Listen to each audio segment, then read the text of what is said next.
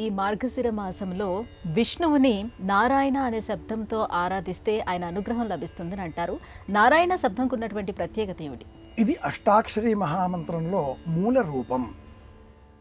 నారములు అంటే నీరు, నీటి బిందువులు, నీటి బుడగలు అని అర్థం. ఆపో నారా ఇది ప్రోక్త ఆపో వై నరసూనవః అంటూ మనకు భాగవతంలో నార అన్న శబ్దాన్ని మనం వివేచన చేసినప్పుడు నారకాయ వీరహణం వైదిక మార్గంలో కూడా ఈ శబ్దధ్వనులు మనకు ప్రకంపనలు కలిగిస్తాయి, ఆనందాన్ని సృష్టిస్తాయి. నారములు నీరు, మానవ జీవితం నీటి బుడగ వంటిది అని చెప్పడం కోసమే తెలుగు రాష్ట్రములలో ఒకటి అయినటువంటి తెలంగాణలో వారి అంటూ సంబోధన చేస్తూ ఉంటారు. నారీ అన్న సంబోధన కూడా మనం వింటూ ఉంటాం. నీవార శూకవత్తన్వి, వారిజములు నీటి వాలు పొడవున అనుకోకుండా పడిన ధాన్య విశేషముల చేత మొలకెత్తినటువంటివి. వారిజ కమలము, నారములు నీళ్లు. నారాయణ అన్న శబ్దములో 3 ఉపశబ్దములు కూడా ఉన్నాయి. ఒకటి నారాయణ, 2 నరుడు, 3 నారదుడు. అష్టాక్షరి మహామంత్రములో ఓం నమో నారాయణాయ అని మనం మంత్ర జపం చేసే క్రమంలోనే శరీరంలోంచి ప్రాణాలు వెళ్ళిపోతే కూడా నారాయణ నారాయణ నారాయణ నారాయణ స్మరణం కృత్వా కర్ణమంత్రే, చెవిలో కర్ణమంత్రం జపిత్వా చెవిలో నారాయణ నారాయణ అని పిలవాలి. మరణవేళ ఎవరైతే నారాయణ అంటారో, నారా అన్నా కూడా చాలు, వారికి వైకుంఠం లభిస్తుంది అని భాగవతం కథలు తెలియజేస్తాయి. ఈ శబ్దానికి అంతటి మహాత్మ్యం ఉంది.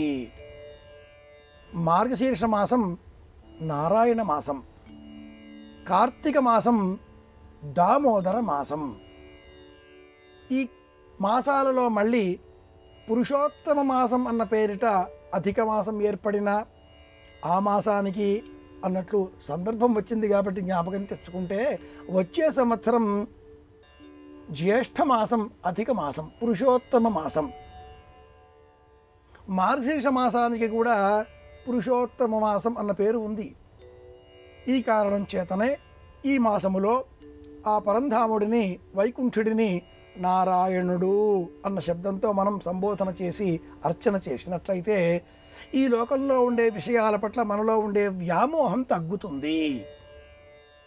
కనిపించే ఆకర్షణలలో నుంచి బయటపడి ఆ ఆకర్షణల వెనుక ఉన్నటువంటి మూలాన్ని చూచేటటువంటి దృక్కు అలవడుతుంది. బాహ్యంగా కనిపించేదంతా కూడా, మెరిసేదంతా కూడా బంగారం కాదు. Glittering is not the gold. దాని వెనకాల ఉన్నటువంటి మూలమైన రూపాన్ని చూడాలి. ఒక మనిషి మాట్లాడుతూ ఉంటే ఆ మాటల వెనక ఉన్న మూల అర్థాన్ని గ్రహించేటటువంటి శక్తి మనకు నారాయణ అన్న శబ్దాన్ని జపం చేస్తే కలుగుతుంది. అందులోనూ ఈ మార్గశీర్ష మాసంలో జీవితాన్ని సక్రమంగా ఒక మార్గంలో ప్రయాణింపజేయాలి. అందుకు మనకొక ఉపాయనం కావాలి, సాధనం కావాలి. ఆ సాధనం శరీరం. ఆ సాధనమైన శరీరంలో ఉండేటటువంటి మూల సూత్రం నారాయణ శబ్దం. నారాయణి అమ్మవారి పేరు కూడా మనం ఈ శబ్దంతో మనం సంబోధన చేస్తూ ఉంటాం. కనుక ఈ శబ్దం పరమాద్భుతమైనది. ఓం నమ శివాయ పంచాక్షరి మహామంత్రం, ఓం నమో నారాయణాయ అష్టాక్షరి మహామంత్రం. కార్తీక మాసంలో ఎలా మనం పంచాక్షరి ఓం నమ శివాయ జపం చేసి ఉన్నామో, అలాగే ఈ మార్గశీర్ష మాసంలో భగవద్గీత లభించిన మాసం ఇది. కనుక ఈ మాసంలో స్వామిని నారాయణ అన్న శబ్దంతో మనం సంబోధన చేసి ఉపచారములతో అర్చన చేసినట్లయితే స్వామి అనుగ్రహంతో సమస్త సంకల్పాలు నెరవేరుతాయి. ఇది తాత్పర్యం.